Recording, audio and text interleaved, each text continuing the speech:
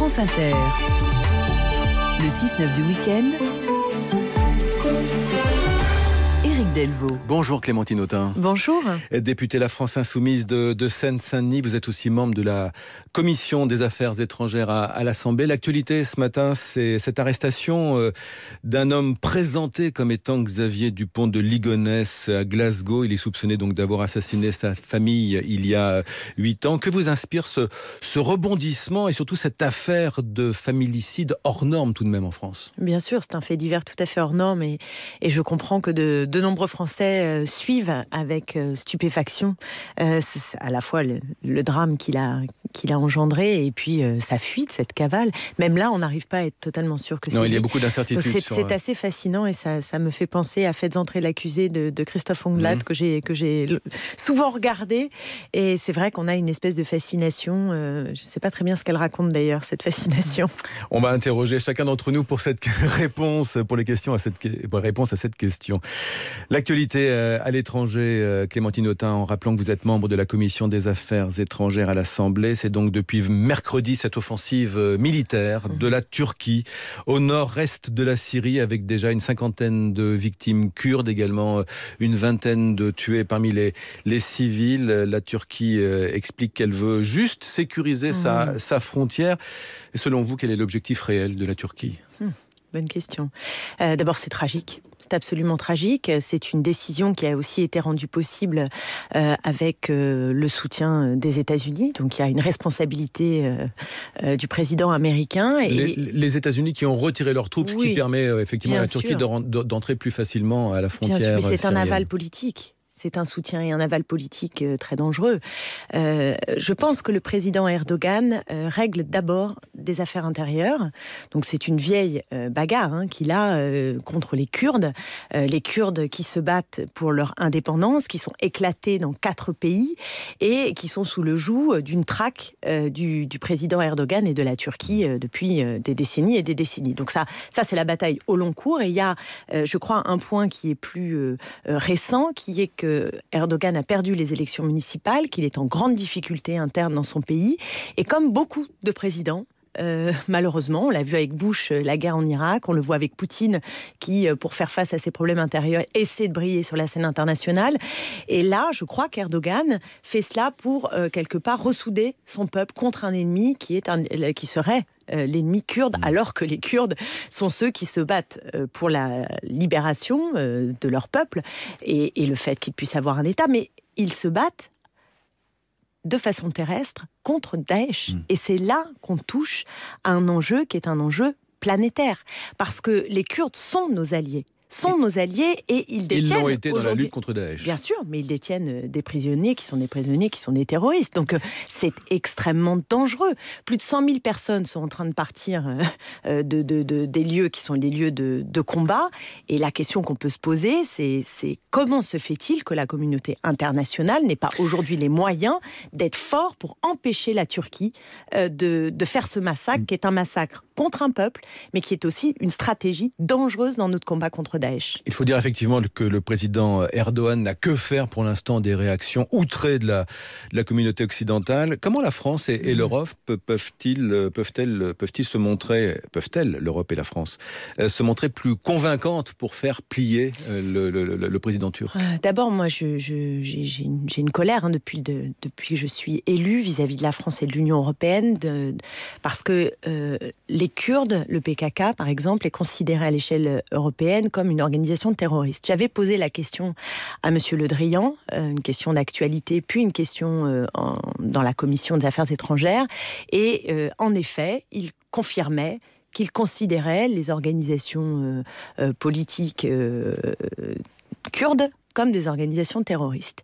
Et on sentait derrière aussi un accord avec la Turquie, dont l'Europe se sert comme une forteresse pour empêcher ceux qui fuient la Syrie, la guerre, etc., d'arriver sur notre continent. C'est ça quand même le deal.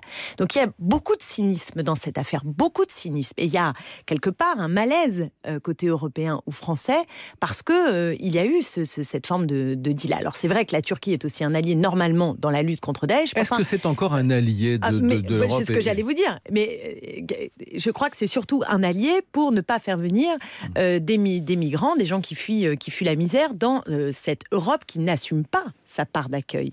Vous parliez de cynisme, ça veut dire que vous ne croyez pas en une réaction plus hostile à l'égard de la Turquie, de la part de l'Europe et de la France en particulier ? Écoutez, la France, là, pour le coup, l'a fait. C'est-à-dire qu'elle a condamné cette... Oui, mais condamné, il s'en fiche, Erdogan. Est-ce qu'il ne faut pas à un moment frapper au porte-monnaie, par exemple, en bloquant... On l'a fait lorsqu'il s'est agi pour les Russes d'aller envahir une partie de l'Ukraine et de la Crimée.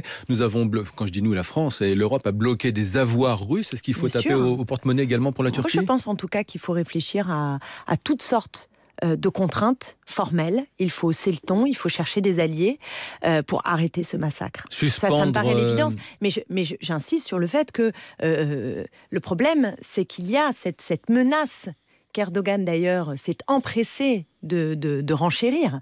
J'ai entendu l'ambassade turque en France expliquer sur les antennes françaises que si l'Europe haussait trop le ton, alors ils allaient ouvrir le robinet. Donc vous prenez au sérieux même son expression. Vous prenez bien au sérieux les menaces d'Erdogan quand il prétend que les millions de réfugiés qui sont présents sur le sol turc seront désormais déversés vers l'Europe. Oui, mais ce que j'aimerais, c'est que l'Europe ne prenne pas cela pour une menace.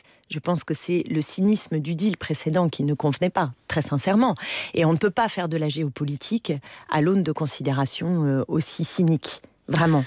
Et le peuple kurde mérite notre soutien franc et mériterait d'ores et déjà que l'Union européenne sorte les organisations de cette dénomination de terroriste. Écoutez, ce sont nos alliés terrestres contre Daesh. C'est quand même pas rien. Je veux dire, après en France, on va avoir des débats interminables sur la façon dont on peut lutter contre le terrorisme et contre Daesh, contre ces filières terroristes. Mais enfin, si à côté de ça, on laisse Lafarge, le cimentier, faire ce qu'il veut et donner de l'argent à Daesh, si à côté de cela, on ne soutient pas les Kurdes qui sont au combat concrètement, moi je vous dis franchement qu'on fait un combat qui est un combat de pure communication, d'agitation à l'intérieur de nos frontières, mais qui n'est pas très conséquent du point de vue de l'opérationnalité de notre lutte contre Daesh.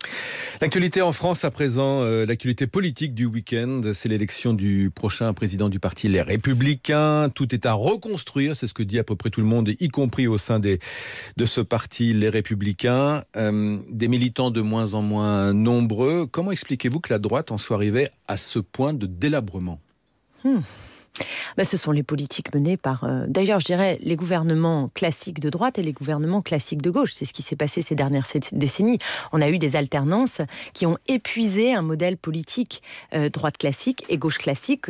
Enfin, le Parti socialiste et ce qui était le RPR. Donc c'est Macron qui a siphonné avec son et de droite et de gauche. C'est eux d'abord qui se sont siphonnés tout seuls, pardonnez-moi, mais et Macron est arrivé là-dessus et a quelque part surfé sur la vague. Oui, enfin il a fait une proposition de synthèse et des politiques menées ces 30 dernières années par la droite ou par ce qu'on a appelé la gauche, et il en a fait une espèce de synthèse, il en a accéléré l'identité au sens davantage de libéralisme économique et de l'autoritarisme plus fort encore.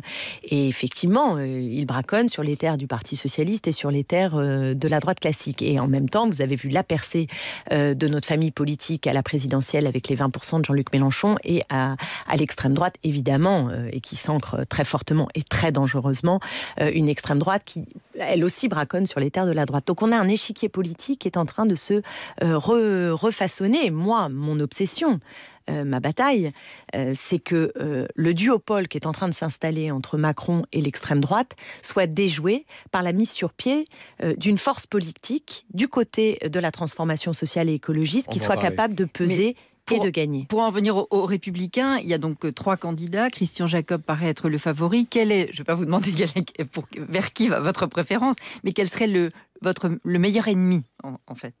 Je n'aime pas choisir le meilleur ennemi. Non, je ne peux pas vous répondre à cette question. Le mieux apte à recoudre la droite. Tu sais, je ne peux pas répondre à cette question qui est le mieux apte je pense d'abord qu'il y a un problème de contenu. C'est que la droite, elle est écartelée, attirée par l'extrême droite qui cherche à certains égards à se normaliser, mais sur un profil politique qui peut plaire à une partie de la droite. C'est ce que refuse le favori Christian Jacob. Et de l'autre côté, on a Emmanuel Macron qui quand même mène une politique de droite. clairement de droite. Ça a commencé avec l'ISF, mais c'est vrai aussi sur la loi asile-immigration et sur plein de sujets. Donc je comprends que des électeurs de droite se retrouvent dans le projet d'Emmanuel Macron. Donc je comprends que la tâche, en tout cas pour LR, est très difficile pour se frayer un chemin. Et l'avenir de la gauche. Et c'est très dangereux aussi, parce que s'ils ne se remettent pas sur pied, c'est vrai que l'extrême droite, évidemment, a beaucoup d'espace. Même si Macron en prend une partie, elle ne prend pas tout. Et c'est mon inquiétude aujourd'hui, je vous dis franchement, c'est l'extrême droite qui s'ancre et qui est capable d'attirer, comme essaye de le faire Marion Maréchal Le Pen, une partie de la droite. Ça, c'est pour votre inquiétude. Oui, votre avenir, l'avenir que vous proposez à gauche, c'est votre Big Bang. Où en est ce Big Bang de la gauche sociale et écologiste que vous souhaitez? Vous l'avez lancé au mois de juin dernier avec l'élu communiste Elsa Faucillon. Ça en est où, ce projet?